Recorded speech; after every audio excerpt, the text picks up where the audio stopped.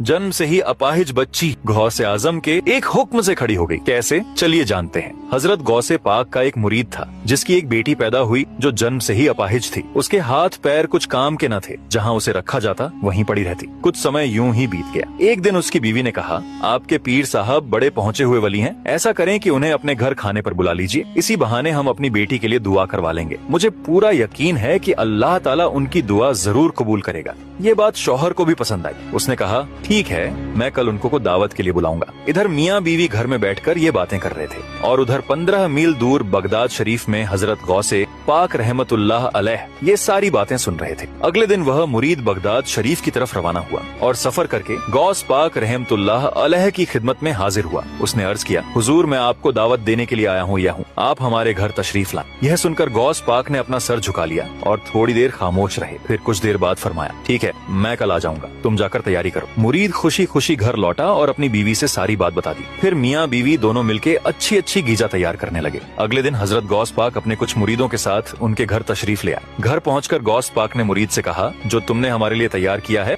वो लाओ, हम खाना खाकर फिर वापस निकलेंगे। इस पर मुरीद ने क्या किया, अपनी माजूर बेटी को उठाकर गौसे पाक रहमतुल्लाह अलैह के सामने रख दिया। जब आपने उसे देखा तो पूछा, यह क्या है? मुरीद ने बहुत आजी के साथ कहा, हुजूर, ये मेरी बेटी है जो जन्म से ही माजूर है। आप या तो इसके लिए दुआ कर दें कि यह ठीक हो जाए या फिर ये मर जाए। यह सुनकर गौसे पाक रहमतुल्लाह अलैह अल्लाह की बारगाह में दुआ की। फिर आपने उस बच्ची से कहा, कुंबी जनिल्लाह, यानी अल्लाह के हुक्म से उठ जा। इतना कहना था कि वह बच्ची तुरंत खड़ी हो गई। मियाँ बीवी दोनों अपने बच्ची को चलता फिरता देखकर बहुत खुश हुए। फिर मुरीद ने कहा, हुजूर, एक बात बताइए, जब मैं आपको दावत देने गया था तो आपने थोड़ी देर खामोशी अख्तियार की थी, उसका राज क्या राज था? इस पर गौसे आजम रहमतुल्लाह अलैह मुस्कुराते हुए फरमाए, जब तुम दोनों अपने घर में बैठकर मुझे बुलाने की बातें कर रहे थे तो मैं यहाँ बगदाद में बैठकर वो सारी बातें सुन रहा था और मुझे ये भी पता था कि तुम मुझे किस मकसद से मुझे बुलाना चाहते हो। इसीलिए मैंने अल्लाह की बारगाह में खामोश होकर अर्ज की, या अल्लाह, अगर तूने इस बच्ची की शिफा मेरे हाथों में रखी है तो मैं इसकी दावत कबूल करूंगा, और अगर नहीं रखी तो मैं इनकार कर दूंगा। तब अल्लाह ताला ने फरमाया, बेशक मैं हर चीज पर कादिर हूँ और तू मेरा अब्दुल कादिर है। सुभान अल्लाह। दोस्तों, अगर आप भी गौसे आजम के सच्चे दीवाने हैं और ये वाकया आपके दिलों को छू गई तो दिल से लिखिए सुभान अल्लाह और लाइक सब।